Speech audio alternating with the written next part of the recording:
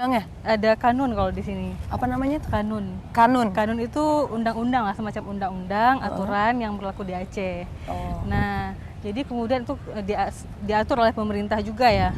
Diatur oleh pemerintah dan dijalankan oleh semua muslimah yang ada di Aceh.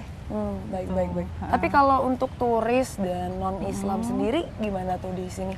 Apa ada kewajiban juga kah untuk pakai jilbab atau? Kalau untuk turis yang non-muslim itu sendiri itu nggak ada kewajiban sebenarnya.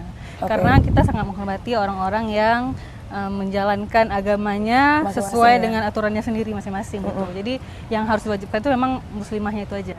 Oh baik, cuman ada aturan tentang cara berpakaian mungkin kali ya? Pakaian ya. Misalnya kalau kita ke masjid ini nggak boleh tuh pakai celana yang ketat, terus harus memang pakai muslimah. Gitu. Termasuk juga di luar masjid harus sesuai dengan syariat. Tapi kemudian apakah dia memakai